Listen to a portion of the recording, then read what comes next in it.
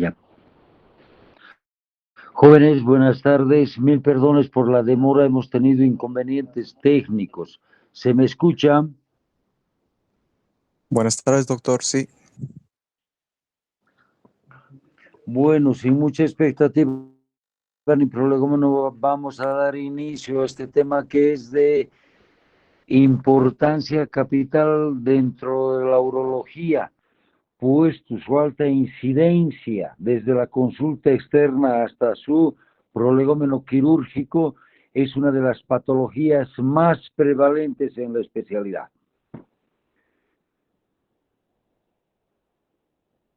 ¿Qué concepto se tiene de la hiperplasia prostática obstructiva benigna?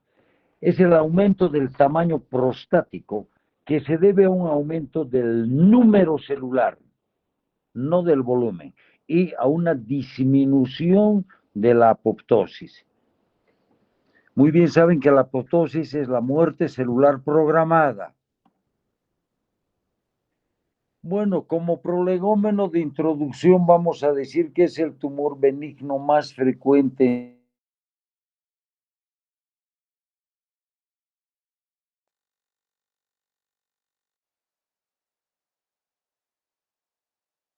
todo varón. Primera causa de concirugía en los países del primer mundo.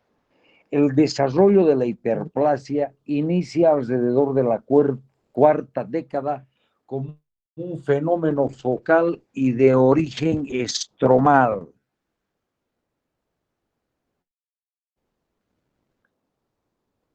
Indudablemente, para tener una idea global de todo esto, primero tenemos que empezar a conocerla en el contexto morfológico de la anatomía, qué es y dónde está ubicado esta glándula que es la próstata. Diremos primero que es un órgano fibromuscular, es una glándula mixta con función endocrina y exocrina. Forma el 70% del semen y es rico en zinc, ácido cítrico, fosfatasa ácida, prostaglandinas y fibrolisina. La anterior, por favor. Me vas a comentar. Vuelvo a esto porque definitivamente es la más interesante para que ustedes puedan decidir.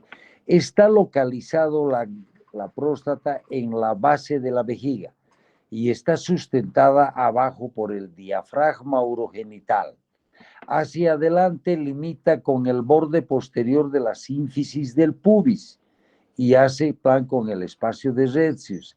Hacia atrás con la fascia de Denon-Villiers que separa con el recto las vesículas seminales y parte de lo que significa las instalaciones del esfínter externo o estriado.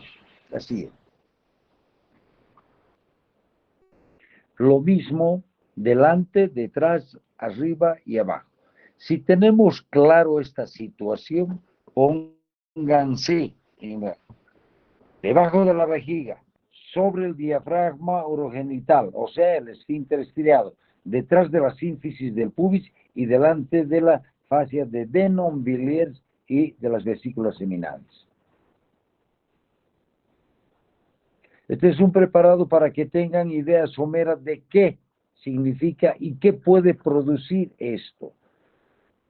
Intencionalmente abarcamos esta imagen porque te da la representatividad que si no se hace un tratamiento oportuno llega prácticamente a lesionar severamente la vejiga y toda la uretra prostática. Hay una subdivisión anatómica pero ya funcional. Hay zonas concéntricas con comportamiento morfológico, funcional y patológico bien definido y muy bien estudiado. La zona periférica que se presenta el 70% es el asiento de los adenocarcinomas. Es la zona donde el dedo explorador y en el examen físico uno puede abarcarlo y tener una idea somera y clara de que definitivamente hay un cambio de consistencia, una aparición de nodulaciones. En la zona central, el 25% más bien es una zona de transición. En cambio, la zona periprostática, que es más pequeña, no tiene glándulas. Y la zona de transición del 4 al 5% es donde se asienta la patología tan común que es la hiperplasia prostática obstructiva benigna. Todo lo que acabamos de decirle ahora en forma somera en representación. La zona A es la zona central, la zona B es la zona fibromuscular o lo que nosotros quirúrgicamente llamamos la cara anterior. La zona C es la zona de transición más bien pequeña. En cambio, la zona D es la zona periférica y la E es la zona de la glándula periuretral. Esta es una denominación, subclasificación de McNeil. Esto es más o menos ya en el aspecto global central. Zona de transición periuretral, anterior, la zona central, y aquí le falta la zona periférica atrás, ¿no? Que es la más amplia, la más, y gracias a Dios es donde es el mayor porcentaje de asiento de los carcinomas, una patología tan frecuente en este tipo de situaciones. Quienes están rotando con nosotros han visto que definitivamente es el aspecto quirúrgico, es una de las cirugías que más volumen de sangre requiere porque está tremendamente irrigada. Y al enuclear, lógicamente, no hacemos una hemostasia selectiva, sino más bien global y periférica. No nos olvidemos que no hay una arteria prostática como tal. Hay arterias que irrigan la próstata que dependen de la hemorroidal media, de la pudenda interna y de la vesical inferior. Esta hacia el interior va a dar ramas vesicoprostáticas del exterior, indicarles por favor, y que van al interior son las uretrales, las periuretrales. Esas son las periprostáticas y las uretrales hacia la línea media, las que se asientan. Ahí. Entonces, con todo esto verán que definitivamente llamamos puntos cardinales cuando se implantan puntos simples pero hemostáticos con cromado de gran volumen para evitar un sangrado profuso. Una vez que más o menos tenemos somera idea de lo que significa la irrigación, que también aquí se lo volvemos a demostrar para que tengan idea, ilíaca interna, vesical inferior, pudenda, rama prostática y rama periprostática o capsular y la rama periuretral.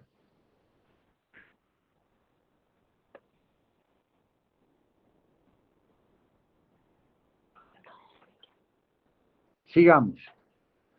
Una vez que hemos hecho esto, el drenaje venoso, indudablemente subsecuente al arterial, está dado por el plexo periprostático, las venas hemorroidal media, vesical inferior y la dorsal profunda que abarca, indícamelos por favor, la dorsal profunda del pene, que es una rama gruesa allá, y que el drenaje venoso casi en el 90% va por esta rama. Hacia la vena hipogástrica, que es lo fundamental. Ahora, no tengo el mínimo afán de confundirles ni de hacerles ciencia ficción en todo esto, pero hay prolegómenos que debemos y tenemos la obligatoriedad de saber, es fundamentalmente el drenaje linfático. A quienes nos interesa y que a quienes operamos próstata o cáncer de próstata, nos interesa fundamentalmente los estadios para poder etiquetar bien esta patología. Y uno de los fundamentales son los ganglios obturadores. Ahí donde está.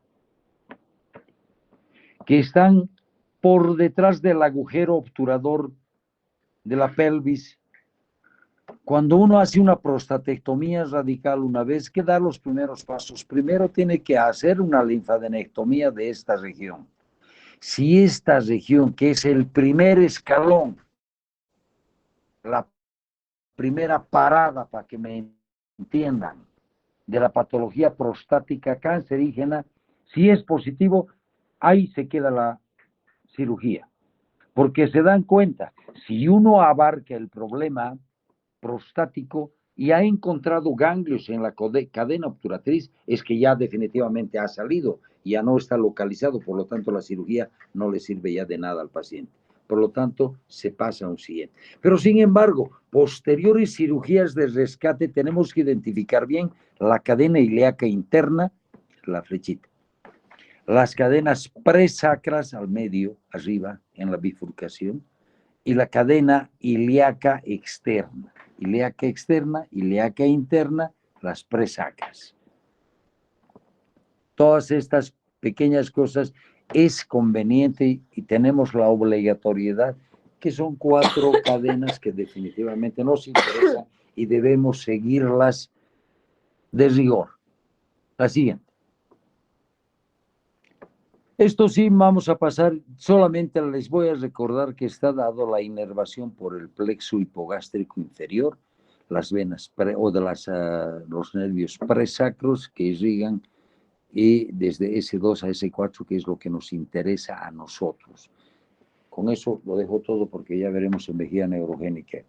¿Qué epidemiología tiene esto? Tiene una prevalencia del 50% en varones de 50 a 60 años y es universal. Quiere decir que todos los hombres vamos a tener hiperplasia en los mayores de 80 años. Si viviéramos las próximas clases, creo que el doctor...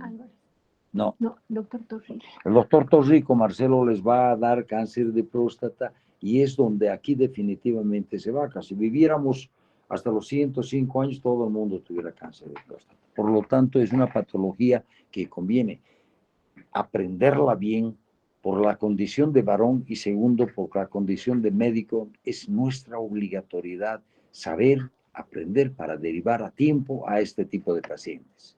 Esta patología que requiere gran demanda de recursos económicos en los seguros de salud. Si ven ustedes aquí que están los residentes alrededor mío, van a ver que del 75 al 80% de la consulta es esto, todos los días del Señor. Y la patología es la más frecuente, la más prevalente y la que más muertes produce.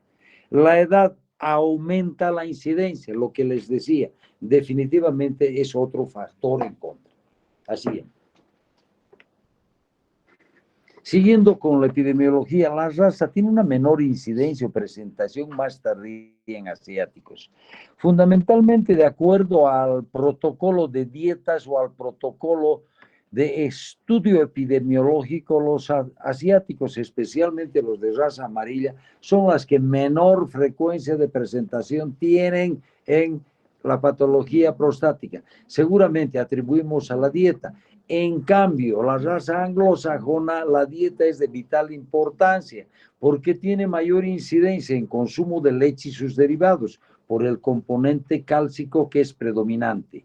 En cambio, en la raza amarilla la incidencia, hay menor incidencia por el consumo de soya que tiene fitoestrógenos, los betacarotenos que tienen antiandrogénicos y el té verde que son fenoles. Por lo tanto, aparentemente juega un papel importante después de la raza, el medio, quiere decir la dieta. ¿Qué estilo de vida se presenta? Siempre tenemos que apoyarnos en la estadística foránea. Hay mayor incidencia en grupos sociales altos, seguramente por el mayor consumo de derivados cálcicos o de dieta que son ricas en colesterol, que estos van al desdoblarse, disminuir la tasa de testosterona activa. Al tabaco se le da cierto tipo de incidencia solamente nominal, no hay una estadística como en otras patologías, por ejemplo en el cáncer de vejiga, donde es predominantemente hay metabolitos en el tabaco que son cancerígenos. Enfermedades asociadas, esto también tenemos que tener en cuenta. Hay mayor incidencia en los diabéticos, hipertensión o enfermedades cardiovasculares, o más o menos están asociadas a esta patología. Y hay una menor incidencia, fundamentalmente lo que nos interesa en el medio, es en los cirróticos. ¿Por qué?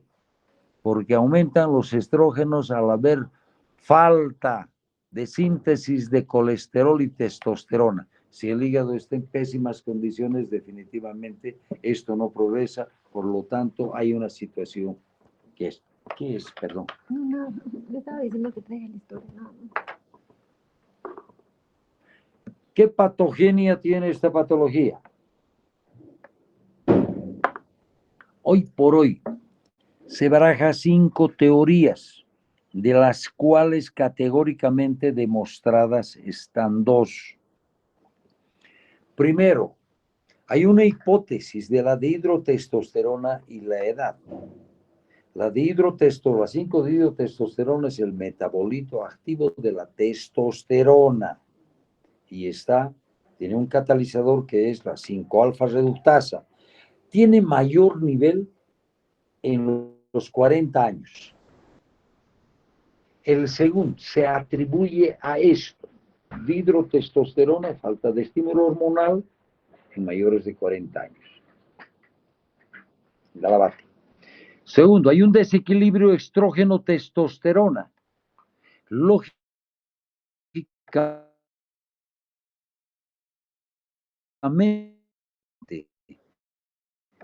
todos los hombres también tenemos estrógeno en mínima cantidad, así como las mujeres tienen testosterona también en mínima cantidad. Esta conversión de estrógenos en testosterona produce un desequilibrio, y al ver este desequilibrio y establecerse, definitivamente hay un crecimiento de la próstata. La interacción del epitelio-estroma como tercer factor, hay una proliferación totalmente descontrolada y al mismo tiempo hay una reducción de la apoptosis. Esto se demuestra por la teoría de las células madres, que tiene hoy por hoy mayor fuerza y vigor en tratar o en delucidar lo que es la patogenia. Quiere decir que en biopsia se han demostrado que esta teoría en el epitelio basal hay un incremento anormal de las células madres. Quiere decir que de aquí es donde salen los epitelios cilíndrico, cúbico y plano. Entonces, al no haber reducción al no haber un incremento o un control de la apoptosis, definitivamente hay una proliferación y hay un crecimiento de todo esto. Vamos. Lo mismo, si se dan cuenta en esto: testosterona, célula estromal y célula epitelial. A través de lo que les decía, la enzima convertidora, la 5-alfa reductasa, de testosterona en dihidrotestosterona, ahí está la dihidrotestosterona, lógicamente produce e incrementa el factor de crecimiento. Por lo tanto, la balanza va a ir a ese lado. Ahora, a nivel de los receptores androgénicos, indudablemente va a haber y también estimular el factor de crecimiento. En síntesis, ¿qué se hace? Tanto en el epitelio estromal como en las células epiteliales, definitivamente hay un incremento del factor de crecimiento, sea a través de la testosterona o sea a través del epitelio, y el resultado es definitivamente la hiperplasia. Para aclararles, quiero advertirles: hiperplasia es el número de la multiplicación en el número de células o de que tiene pues la próstata, glándulas, ¿no? Son acinos glandulares. En cambio, la hipertrofia es el aumento de volumen, no de número. Vamos. Igual, lo que les acabo de decir y la representación, esto ya para no perdernos más: la producción aumentada de dihidrotestosterona, estrógeno activa, y indudablemente la balanza se da a un lado. Si todo está normal, la balanza está equilibrada. Hay una representación más o menos para que tengan idea. de una patología normal y de una hiperplasia prostática. En mayor o menor proporción, la diferencia de volumen es considerable. Ahora, la anatomía patológica, de acuerdo a los especímenes estudiados, hay 5 tipos que algunas veces, cuando la buena voluntad de los patólogos está en boga, pues es un de tipo estromal, un tipo muscular, fibromuscular, fibroadenomatosa y fibromioadenomatosa.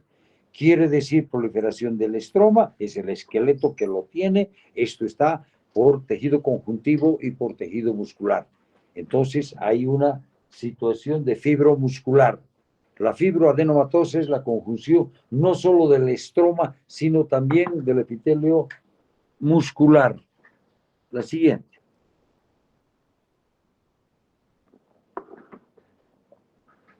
Ahora, todo esto, si definitivamente lo hemos estudiado en su aspecto anatómico, un poco en su aspecto funcional y su morfología, ahora, ¿qué sintomatología da esto? ¿Cómo vamos a llegar a la conclusión de que definitivamente hay o no hay hiperplasia desde el punto de vista clínico? Entonces, se clasifican síntomas obstructivos o de vaciamiento. Esto van a encontrar en los libros modernos como vaciamiento, que es la disminución del calibre y la fuerza del chorro miccional. El retardo en el inicio de la micción, que también se llama excitación. El goteo terminal, quiere decir que uno ha terminado la micción y todavía hay permanencia de un flujo mínimo pero persistente de orina. El vaciamiento incompleto, el paciente se queda insatisfecho de no haber terminado completamente de vaciar la vejiga. Y la micción intermitente, que tiene involuntariamente el paciente que hacer fuerza abdominal para que esto vaya. Ahora, los factores irritativos o los síntomas, la sintomatología irritativa, o también se llama de llenado, son la polaquiuria, el aumento de número de micciones, la nocturia o nicturia, llámenle que es igual, es el aumento de la frecuencia de veces en la noche. La urgencia se traduce porque el paciente te va a decir, me da ganas de orinar y no llego al baño, me venció. La urgente incontinencia es cuando definitivamente esta sintomatología es tremendamente arraigada, molesta e invalidante socialmente. A nadie le gustaría andar con el pantalón mojado, ¿no? O usar un pañal. Y el dolor suprapúbico como respuesta a todo el colorario este. Hoy por hoy se maneja el IPS. Valora síntomas urinarios. La encuesta es válida. Hay 7 preguntas que son etiquetadas de 0 a 5. Leve, menos de 8, moderada hasta 19 y severa mayor de 19. La 8ª pregunta evalúa calidad de vida. De 0 a 4 es la más severa. Necesario un nivel cultural. Los que vayan a rotar conmigo en el hospital Viedma, no utilizo esta regla, que generalmente hoy por hoy deberíamos saberlo, sí, pero ponerlo a práctica no, porque si ya tenemos 20 pacientes, hacer el test que nos lleva 15 o 20 minutos, entonces nos quedamos hasta las 6 de la tarde. Uno. Otro, el nivel sociocultural de nuestra gente no entiende la mayor parte del planteamiento de las preguntas ¿cómo se llama esto? De este examen, de esta anamnesis. Es IMSS. A ver, sigue. Ahí está. Entonces, alguna léeles. Durante más o menos los últimos 30 días, ¿cuántas veces ha tenido la sensación de no vaciar completamente la vejiga al terminar de orinar?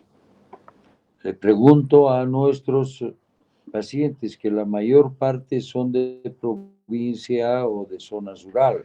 Entonces, te van a contestar cualquier cosa. No es aplicable, por lo menos hoy por hoy, para el Hospital Viedma. Pero sí tenemos la obligatoriedad de saber que existe esto y que en otras partes sí se la practica para dar una unión. Pero nosotros con otro tipo de situaciones salvaguardamos esto, como vamos a ver más adelante.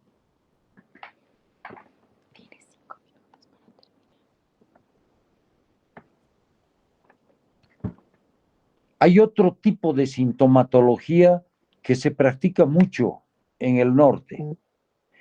Es los síntomas o de las argollas que le llaman y uno las va etiquetando. Sencillo, fácil, simplemente aplicar la sintomatología y la obstrucción y directamente esto. Zona, obstrucción más crecimiento, no tiene mayor síntomas, por lo tanto va a tratamiento médico. La zona B, crecimiento más síntomas, sin obstrucción, eso es raro. La zona C tiene sintomatología absolutamente valorable y esto sí debe ir o a cirugía o a tratamiento. Subirlo más arriba, está cortado. Lamentablemente hemos tenido, no, subirlo más arriba, más arriba, más arriba. No, está volviendo.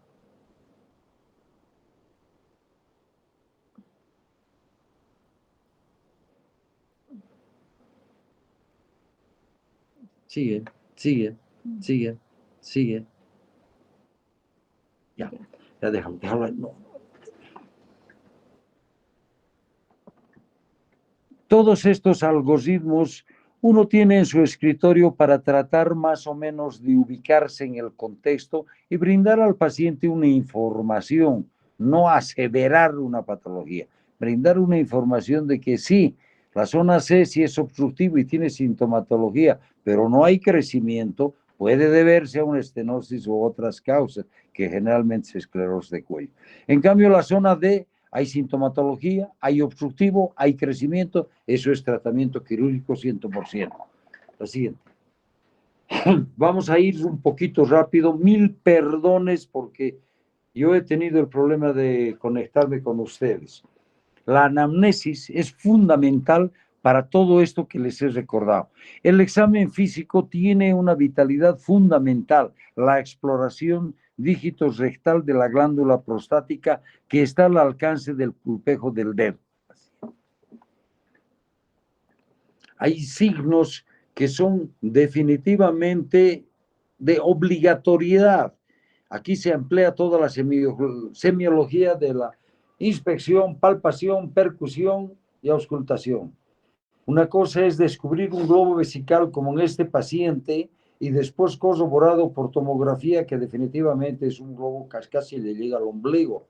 Entonces, cuando los globos vesicales descubiertos por ustedes en su exploración es pequeño y doloroso, esa es una retención aguda. Pero si es voluminoso e indoloro, se evacúan a veces 1500, 2000, hasta 3000 de líquido. Esa es una retención crónica. Puede deberse a una vejiga neurogénica o a cualquier situación. Volvemos al tacto rectal, que para nosotros es fundamental.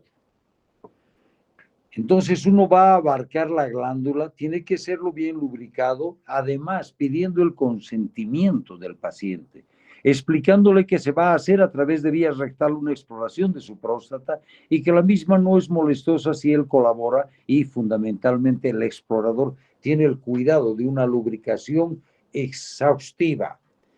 La glándula normal es lisa, es indolora, bordes netos, tiene un surco medio, es elástica, es bilobulada. Me refería al surco medio, a la bilobulación de esto. Y uno determina el tamaño, por cada través de dedo son 10 centímetros de glándula prostática. Más o menos las posiciones más cómodas, esto se deja fundamentalmente al paciente, si es joven, si es obeso, si es... Dejo para que sepan en qué posiciones se hace. El diagnóstico de esta patología también, aparte del examen físico, de la anamnesis, de toda la elaboración de la historia clínica, tiene exámenes complementarios que corroboran. Un examen de orina, creatinina, urea, glicemia es la norma, porque hay sintomatología miccional bastante acentuada en pacientes con falla renal y en pacientes diabéticos. Ahora, lo que fundamentalmente nos interesa a nosotros es el PSA, el antígeno prostático específico, cuya cifra normal es de 0 a 4 nanogramos por mililitro. Es una glicoproteína, es una calicareína de 34 kilodaltons. Tiene la función de licuar el coágulo seminal y permeabilizar la motilidad espermática. El diagnóstico en exámenes complementarios se le diagnostica con flujometría. Hacemos la ecografía es fundamentalmente para nosotros porque es un examen que se la puede repetir varias veces, no solo le da información prostática, sino vesical, ureteral y renal. Uno puede tener idea somera del tamaño, del grado de repercusión que está. La uretrocistoscopía como medio diagnóstico solamente está destinado a pacientes que presentan hematuria, quiere decir sangrado por la orina, aquel que ha tenido una estenosis de uretra para verificar el estado de la misma, y fundamentalmente aquellos pacientes que ya han sido operados de la próstata. El diagnóstico diferencial, lógicamente, está en una infección urinaria severa, estenosis de uretra, vejiga neurogénica, cáncer de próstata, prostatitis aguda, trauma vesical, litiasis. El tratamiento. Ahora, pregúntales si es que van a permanecer o ya no tenemos. Pregúntales. ¿Tienen clases a continuación? Jóvenes, ¿tienen clases a continuación? Sí, doctor, medicina interna. Qué lamentable. En otra oportunidad les vamos a dar el tratamiento que se dedica más que todo a quirúrgico y tratamiento médico. 1000 perdones por la tardanza en conectarnos. Hemos tenido un desperfecto aquí en el hospital con el problema del internet. Entonces voy a dar por concluido esto sin antes de esperar la comprensión de ustedes, y a todos los grupos vamos a darles esto como entrada desde mañana mismo. El tratamiento médico, pasales. Alfa bloqueadores, inhibidores de las 5-fosfodiesterasas, relativas, indicaciones quirúrgicas, indicaciones absolutas, problemas de la resección, todas estas cuestiones y los diversos tipos de energía que hoy en día se están utilizando para evaporar o para desobstruir la próstata. Las complicaciones, y creo que eso es todo. Gracias, jóvenes. Esperamos estar más puntual la próxima. Gracias. Gracias, doctor. Hasta luego. Hasta luego, doctor. Gracias. Preguntar si hay alguna pregunta. Ya sé.